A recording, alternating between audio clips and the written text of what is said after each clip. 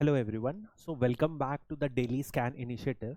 आज का जो सेकंड टॉपिक है वो अपन बात करेंगे विमेन एंड एजिंग पॉपुलेशन और वर्कफोर्स में।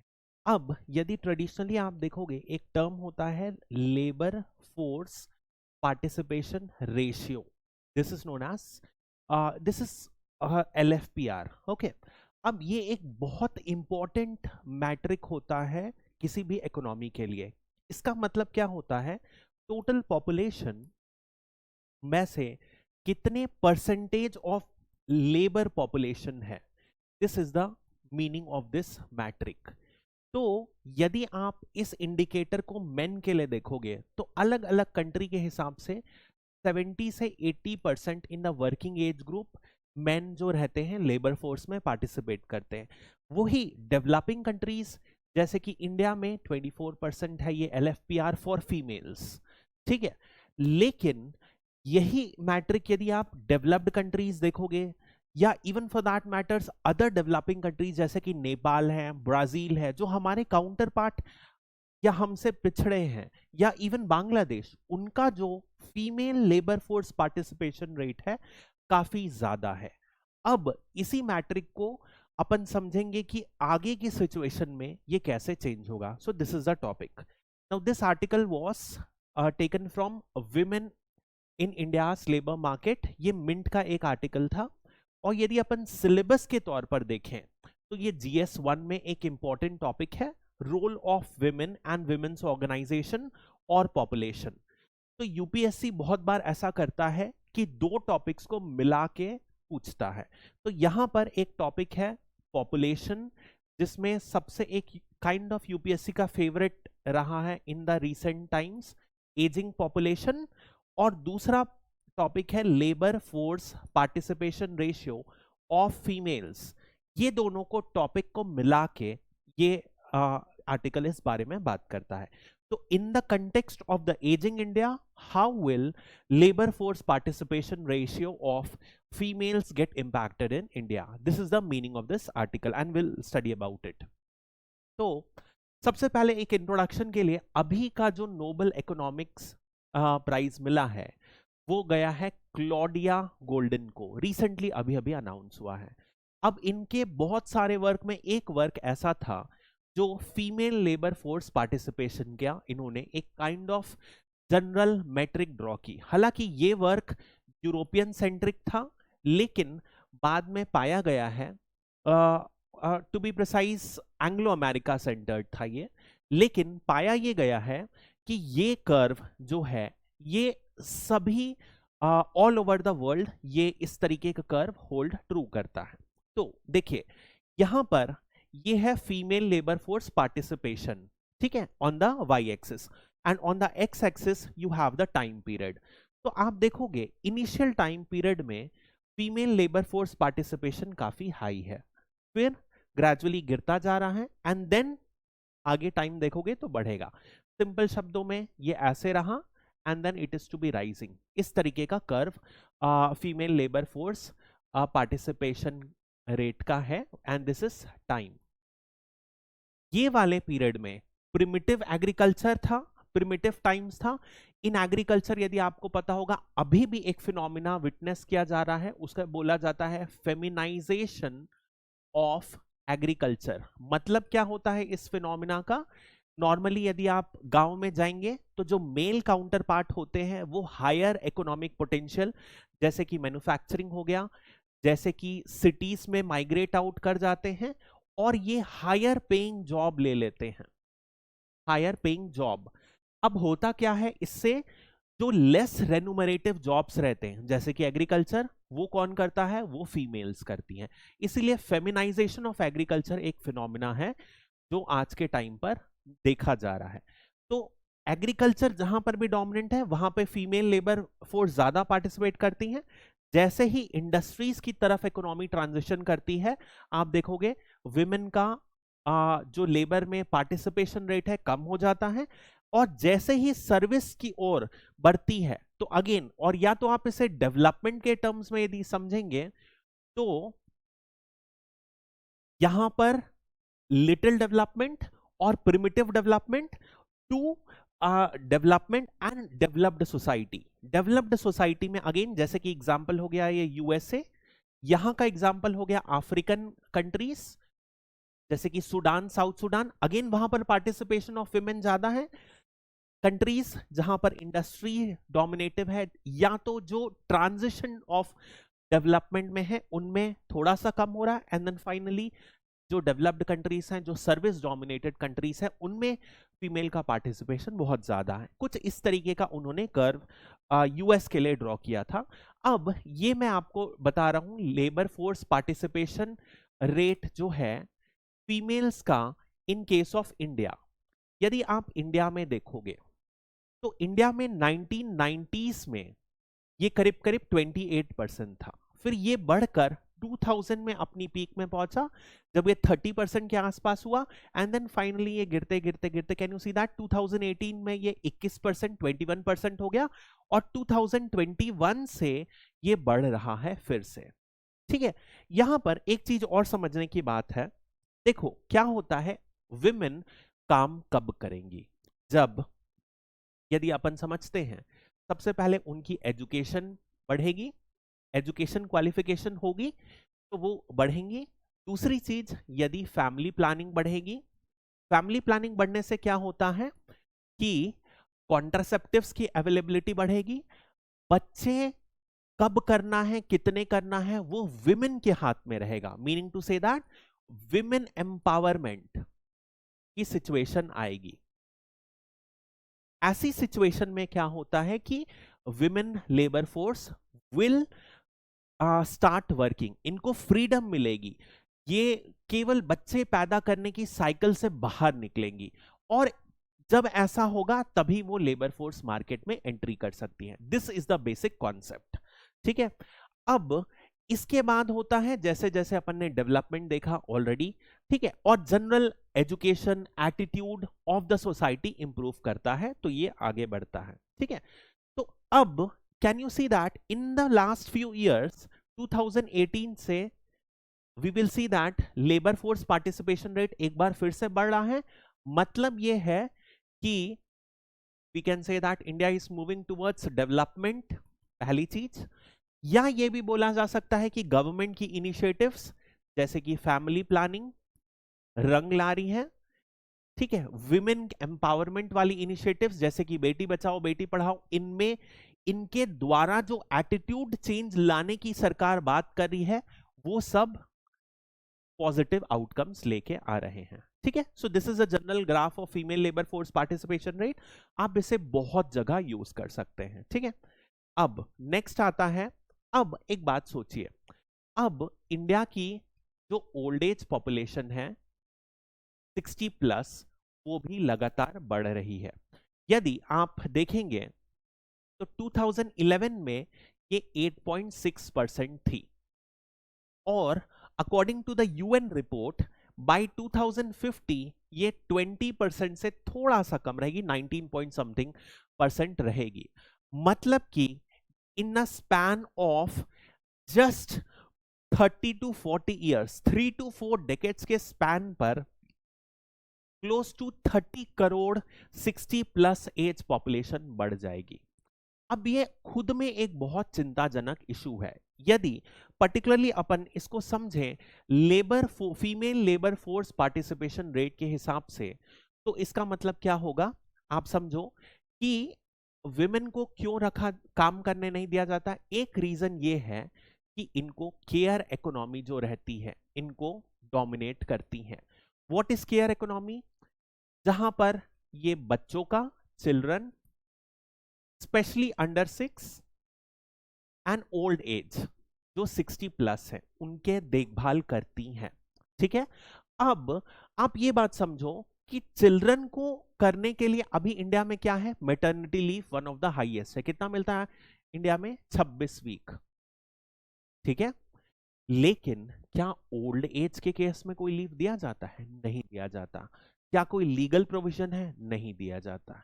ठीक है, तो मीनिंग टू से इज जैसे जैसे ओल्ड एज पॉपुलेशन बढ़ेगी फीमेल का participation rate in the economy क्या अपन एक्सपेक्ट कर सकते हैं बढ़ जाएगा उस कर्व के हिसाब से? नहीं बढ़ेगा, क्योंकि इनका ध्यान कौन रखेगा? इनका ध्यान अभी भी, हमारी सोसाइटी कैसी है कि केयर इकोनॉमी विमेन डोमिनेटेड है, तो विमेन लेबर फोर्स में कैसे आएंगी, यही एक मेजर इशू है। ठीक है, सो अब एक और बात करते हैं, इसका, इस पूरे सिनेरियो का मतलब क्या है? This is what it means. तो this is the first thing, female labour force participation rate is expected to remain low. ठीक है, अब ये क्यों इंपॉर्टेंट है मैं आपको बताता हूं। एक रिपोर्ट आई थी मैकेंजी की, उस रिपोर्ट के हिसाब से यदि इंडिया में जितना मेन का लेबर फोर्स पार्टिसिपेशन रेट है उतना ही विमेन का हो जाए, तो इंडियाज इकोनॉमी और जीडीपी वुड ग्रो बाय 60%। आप समझ रहे हो, हम जीडीपी ग्रो करने की बात कर रहे हैं, यदि this force is brought into the labour force, उसी से इकोनॉमी बहुत ज्यादा बढ़ सकती है, एक पॉइंट। दूसरा, अभी ये कितना है, 24%। Is it expected to grow? No, it is not expected to grow. This is one major issue. It is expected to remain stagnant, और for that matter बीच में कभी डिक्लाइन भी हुआ है। ठीक है, सेकेंड पॉइंट यदि आप देखोगे, गैरिएट्रिक केयर है। गैरिएट्रिक केयर क्या होता है? जैसे जो 60 प्लस होते हैं या ओल्ड एज होती है, उनको कुछ स्पेशल हेल्थ रिक्वायरमेंट्स होती हैं, जैसे कि दे में भी जैसे यादाश्त कमजोर हो जाना, they experience orthopedic problem like osteoporosis, ठीक है, डिमेंशिया, बहुत अल्जाइमर, इस तरीके की प्रॉब्लम्स होती हैं। तो क्या इनकी रिक्वायरमेंट एक नॉर्मल फिजिशियन के ही इक्विवेलेंट है? नहीं, उनकी सेपरेट रिक्वायरमेंट है। इस सेगमेंट में जरूरत है आर&डी की, जरूरत है स्पेशलाइज्ड सर्विस की, लेकिन क्या ये इंडिया में डेवलप हो रहा है? अभी कोई भी सेगमेंट इसमें डेवलप नहीं हो रहा है। तो इसमें साथ ही साथ यदि आप देखोगे, बच्चों की बात करें, यदि 0 to 6 ईयर्स की बात करें, तो उसमें एक स्पेसिफिक सेंटर है, उसको क्या बोलते हैं, आंगनवाड़ी सेंटर्स। इंडिया में आईसीडीएस प्रोग्राम के अंडर है, इंटीग्रेटेड चाइल्ड डेवलपमेंट स्कीम के अंदर है। लेकिन क्या ये प्रोग्राम कोई सीनियर सिटीजन के लिए है? This are the new dependent which is going to be in the country, क्या इनके लिए कोई है? नहीं है। तो एक और प्रॉब्लम क्रिएट होने वाली है, मतलब कि पैरामेडिकल स्टाफ, नर्सेस जो स्पेशलाइज्ड होंगी, psychiatric needs of the women taking care of the old age, या खुद विमेन के बारे में टेक केयर करने में, दोनों ही में इशू है। ठीक है, और बात करते हैं, यदि पर्टिकुलरली अपन बात करें लो इनकम फैमिलीज में, क्लोज टू जो 70% ऑफ ओल्ड एज हैं पीपल, वो कहां रहते हैं? रूरल इंडिया में। क्या रूरल इंडिया में कोई प्रॉपर हेल्थ इंफ्रास्ट्रक्चर है? नहीं है। Plus majority of them are stranded in poverty.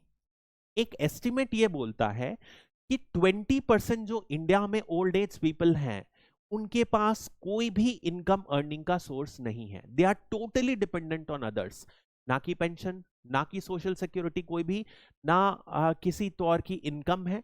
तो आप सोचिए किसके ऊपर डिपेंडेंट हो गए? बच्चों के ऊपर, किसी और के ऊपर। तो क्या ये एक अच्छा सौदा है? नहीं है, डेफिनेटली। ठीक है, तो ये एक मेजर इशू है। अब लो इनकम रहेंगे तो अपन को पता है ओल्ड एज में कुछ बीमारियां भी होती हैं, ये छोटी छोटी बीमारियां के लिए भी फेस करते हैं। Can you understand that? इस कंटेक्स्ट में you can also praise the government scheme, जैसे कि Ayushman Bharat. All this are also the prescription, जो प्रॉब्लम है वही प्रिस्क्रिप्शन भी बन जाता है कि हमें universal health care, health coverage की बात करना है, हमें सोशल सिक्योरिटी मींस को इंप्रूव करना है, इस तरीके की बात करना है। ठीक है, और बात करते हैं अपन इकोनॉमिक इश्यूज में।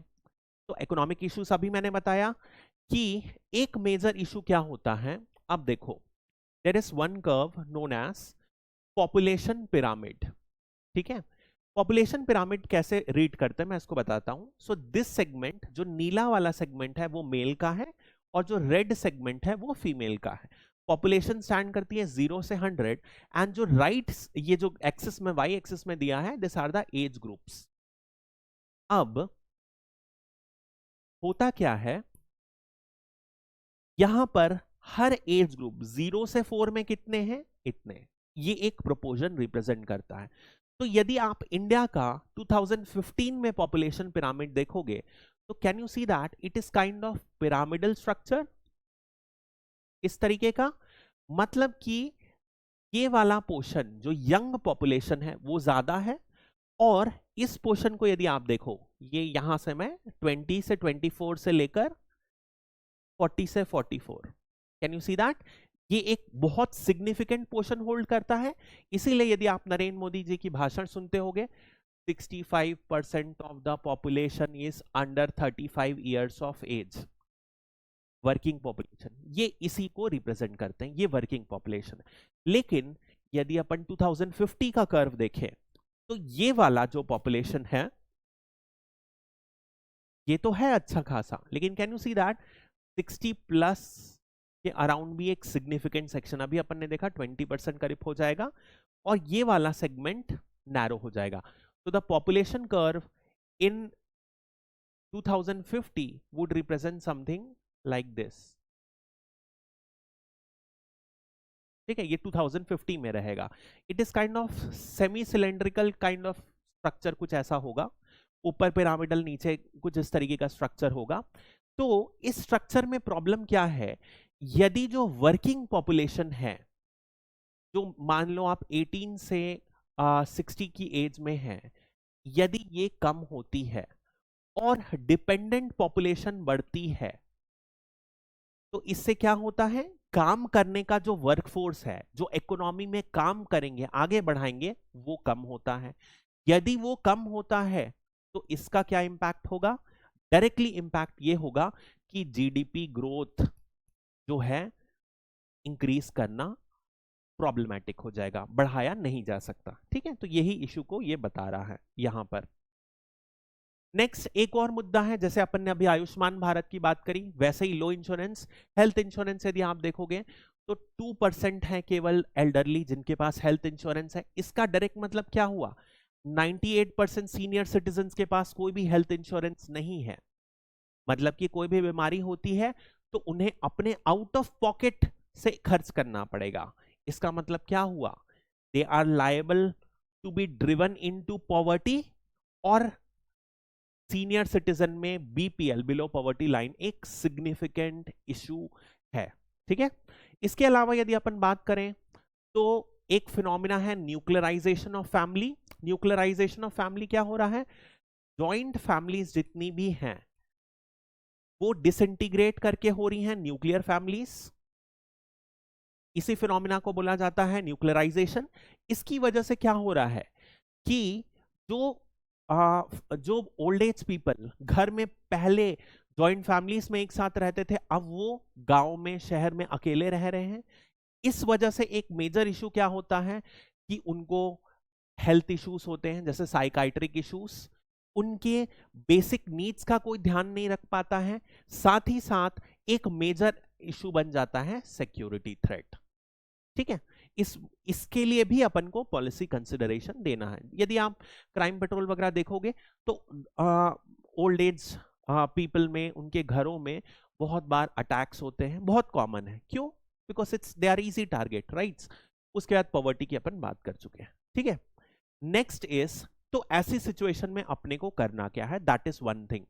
तो सबसे पहला आता है कि जैसे मैंने आपको बताया आंगनवाड़ी टाइम, जैसे कि आईसीडीएस प्रोग्राम में बच्चों के लिए आंगनवाड़ी होता है, वैसे ही इन फ्यूचर डिस्पर्स्ड, मतलब जगह जगह पर, एट विलेज लेवल, क्योंकि 70% old age population are living in the rural areas के लेवल पर अपन को आंगनवाड़ी टाइप सेंटर्स प्रोवाइड करना है, जहां पर ना केवल अपन उनकी हेल्थ नीड्स, पर्टिकुलरली गायरेट्रिक केयर की नीड्स की बात करेंगे, साथ ही साथ उनके अदर नीड्स, जैसे कि क्या होता है, सोशलाइजेशन नीड्स की भी अपन फ्यूचर में अकोमोडेट कर सके। ऐसा ही एक कॉन्सेप्ट जर्मनी में लाया गया है जिसे बोलते हैं मल्टी जनरेशनल होम्स। होता क्या है इस कॉन्सेप्ट में, ये जर्मनी का कॉन्सेप्ट है। होता क्या है इस कॉन्सेप्ट में कि नॉर्मली कोई रिटायर हो गया तो उनकी प्रोडक्टिविटी को कैसे यूज किया जा सकता है, क्योंकि लाइफ लॉन्ग एक्सपीरियंस है, तो इनको कंसल्टेंसी वर्क में, बच्चों को पढ़ाने के लिए या बच्चों को काउंसिल करने के लिए, इस तरीके के काम के लिए यूज किया जा सकता है। This concept is known as multi generational home. बहुत ही नॉवेल कॉन्सेप्ट है जिसमें ओल्ड एज के टैलेंट और एक्सपीरियंस को प्रोडक्टिवली प्रेजेंट इकोनॉमी में यूज किया जा सकता है। ठीक है, नेक्स्ट है इनकी हेल्थ केयर नीड्स, वो आंगनवाड़ी से ही एक तरीके से मीटअप की जा सकती है, plus research and extra needs to be carried on. इसके बाद क्या गवर्नमेंट इनिशिएटिव्स इनफ है? नहीं, तो यहां पर अपन को प्राइवेट सेक्टर को रोप इन करना पड़ेगा। पर्टिकुलरली उसमें जैसे एक एग्जांपल मैंने देखा गुड फेलोज का। गुड फेलोज क्या है? स्टार्टअप है जो काम कर रहा है सिक्योरिटी में, जैसे किसी कोई ओल्ड एज घर पर अकेला है, उनको कुछ खरीदना है, उनको हॉस्पिटल लेके जाना है, तो ये आपको प्रोवाइड करते हैं स्टाफ जो आपके घर से पेरेंट्स को या किसी और को ले जाएंगे, उनको सामान प्रोवाइड कर देंगे, उनके लिए वेरियस केयर लेके जाना है, डॉक्टर के यहाँ लेके जाना है, इस तरीके के स्टार्टअप्स।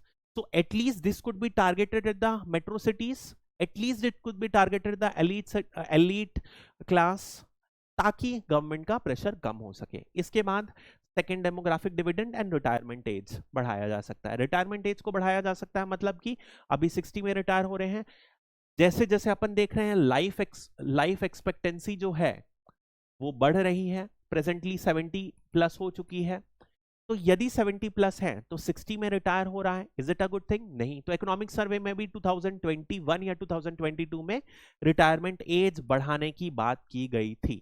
ठीक है, एक मेथड हो सकता है। दूसरी चीज इसी से रिलेटेड है डेमोग्राफिक डिविडेंड, मतलब कि अभी अपन क्या बात करते हैं, 18 से 60 की एज वाले जो हैं, ये एक बहुत अच्छी डेमोग्राफी है। यदि हमारी हेल्थ केयर नीड्स अच्छी होती है तो क्या अपन 60 प्लस वालों को भी इकोनॉमी में यदि वो काम करना चाहें तो रोप इन कर सकते हैं? इस कॉन्सेप्ट को बोला जाता है utilising the second demographic dividend. Now इसी से रिलेटेड एक क्वेश्चन आप अटेम्प्ट करके देखिएगा। Discuss the impact of India's ageing population on women's labor force participation rate and propose policy measures to address the challenges faced by the women in the labor market. I think this could be done by you. ये आसानी से address हो जाएगा। Policy measures में आप इस तरीके के सबसे पहले प्रॉब्लम्स को कर सकते हैं जो पॉलिसी एड्रेस करना चाहेगा, and then you can suggest solutions. दोनों अपन ने डिस्कस कर लिया। टैबुलर फॉर्म में हमेशा कम वर्ड्स में आप ज्यादा इंफॉर्मेशन लिख सकते हो। हमेशा स्टार्ट यदि आप किसी रिपोर्ट के डेटा से कर सकते हो, जैसे कि अपन ने अभी एक डेटा देखा था, या आप डायग्राम बना सकते हो, चार्ट कुछ भी बना सकते हो, उस तरीके से आप करोगे तो you can gain some brownie points. ठीक है, that's it for now. Thank you, have a nice day. Now इसी से रिलेटेड एक क्वेश्चन आप अटेम्प्ट करके देखिएगा।